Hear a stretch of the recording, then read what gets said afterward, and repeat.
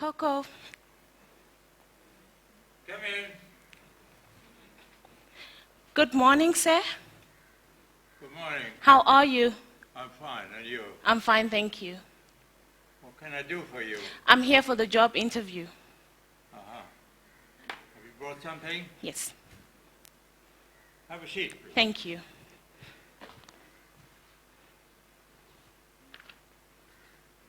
Oh. Good.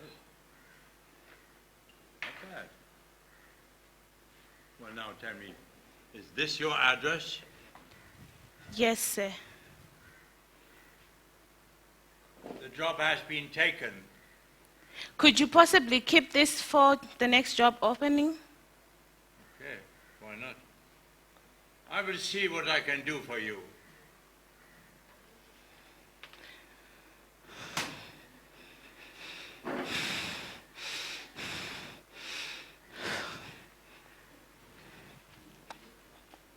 Is this new to you? Welcome to the world of young people living in the slums, where apparently an address defines them more than their capabilities or their characters. Could this even be just? Well, I was born in a different setting, where even the school that I was going to go to meant that my life was set for good. The connections, the networks, the right people, so to say. But life had a different path for me. When my father, who was the breadwinner of our family, passed away from a battle with cancer, and my mother, who was to take up that position, had a stroke. This meant that my older siblings had to let go and drop out of college so that they could take care of us, the younger siblings. This meant we, the younger siblings, had to adjust from a life of luxury to a life of survival. This experience gave me a chance to mingle with all people from all walks of life.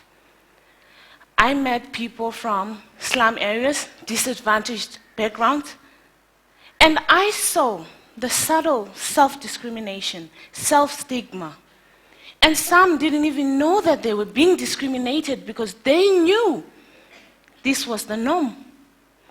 But I knew different because I had experienced the other side of life. I knew that life could be more.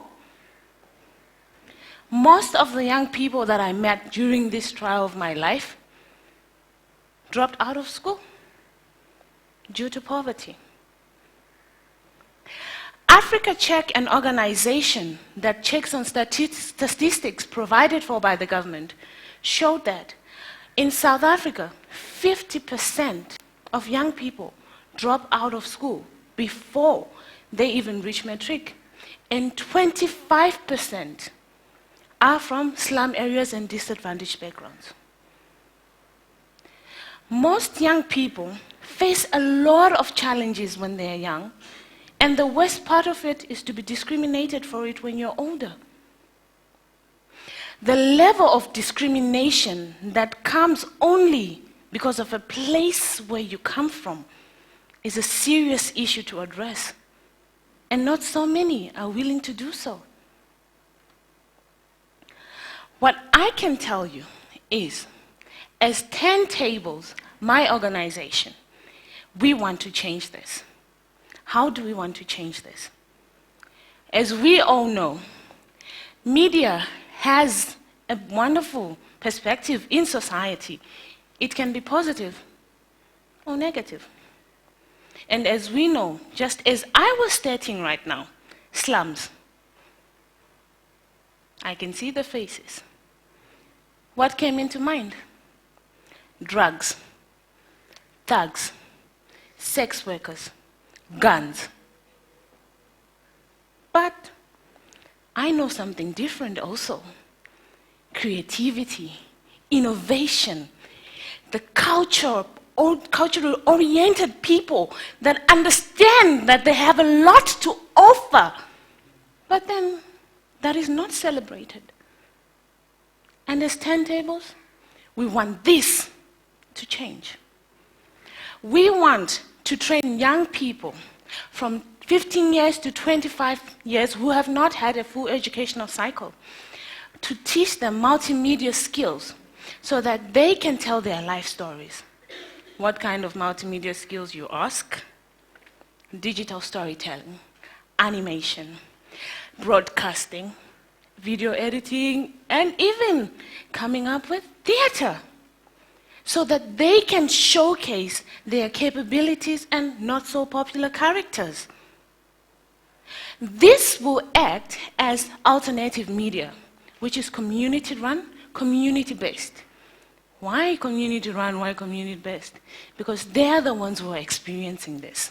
They're the ones who know exactly what is happening in the community. They're the ones that can share their life stories, not being the usual. We know the usual, right? The cameraman, the journalist comes, takes the picture, and then you see all those sad and all angry and crying babies.